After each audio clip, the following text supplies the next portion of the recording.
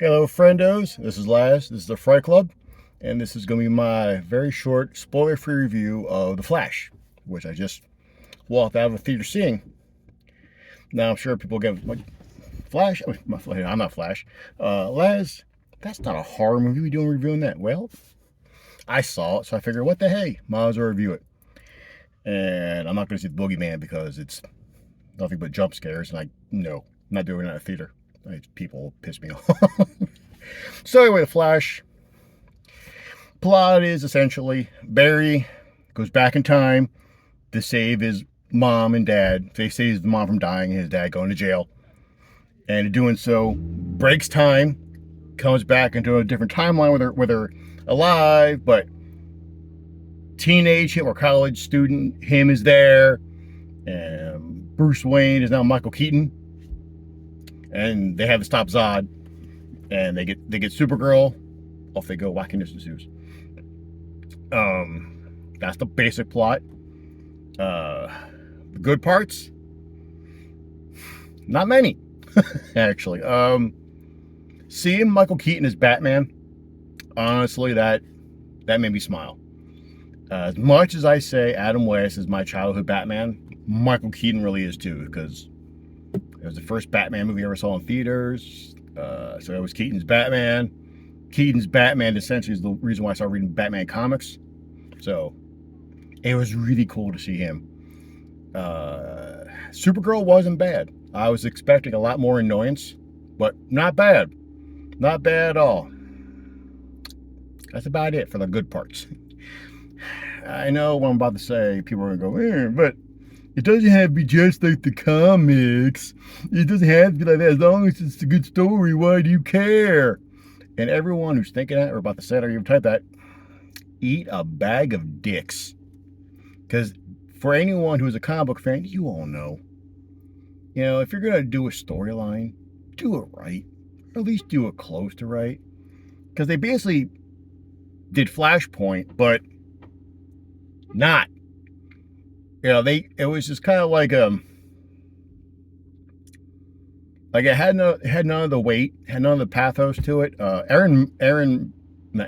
Ezra Miller can't act worth a shit. So that's kind of the problem. And having two of them, oh god. So how do you make Ezra Miller more annoying? Here's another one.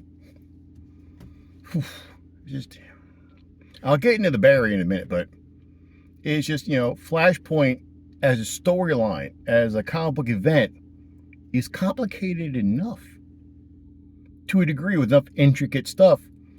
So I can see why they tried to simplify it, but they didn't. And it's not like this is hard to follow. It's just they took away all the fun stuff. And somehow they don't have the catalyst behind it. I'm trying to be vague because I don't want to spoil anything for people who want to see it. But for us comic book fans, you know what I mean. The catalyst, the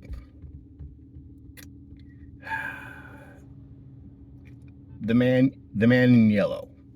They do it without the man in yellow, which, how? It was that, and also with Barry. It's bad enough that Ezra Miller in the current timeline plays Barry like an idiot, like some sort of weird, socially maligned, just D-bag. But college him in the new timeline is worse. And I'm sitting there going, I don't care what timeline it is. I don't even care. Barry, he's going to college. He's not stupid. He's not stupid. That will always annoy me. Him in this movie's Iris. They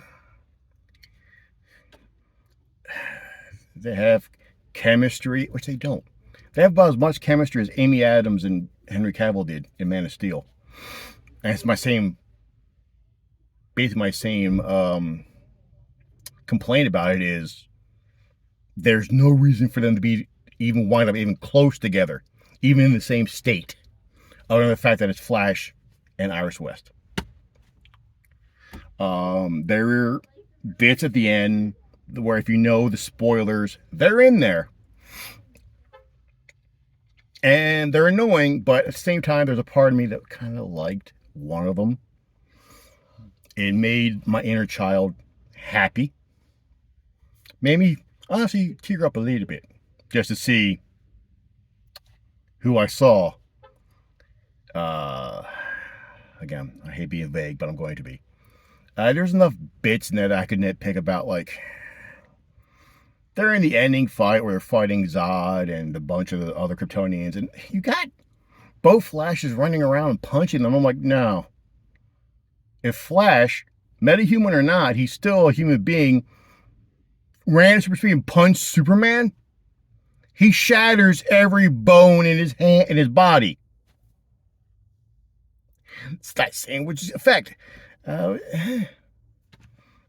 there's too much for me to nitpick to really get into it, and I'm trying to nitpick things, but this was just smack you in the face. And then there is a political message with Ben Affleck's Bruce Wayne, Batman. He gets tied up in the lasso of truth and has to say, well, you know, if I really want to save the city, I could just fix the economy. And I'm like, oh, stop it. Whoever wrote that line doesn't understand comics. I never read them. Damn it, that pisses me off. It really does. So, honestly, if I'm going to give this one a grade, it's got to be a D+, really. If I'm being generous, it would be a C-, but I'm going with the D+. Like, this really just, it doesn't work. Like, I will say, though, if you want to just go in, okay, for non-comic book fans, for normies, so to speak, you'll enjoy it. You'll have a blast. Or if people who maybe know stuff, but you're not, okay, put this, has easily offended by stuff like this than I am. I guess the best way to put it. Like, even if you know stuff, but you enjoy the member berries or the Easter eggs, whatever, you'll enjoy it. You will. So I'm not saying no, like no one's going to enjoy this. You're going to enjoy it. But I'm saying it from people, I should say it for people like me, for anyone who maybe think like this. No, so this is just my opinion. Take that for what it is.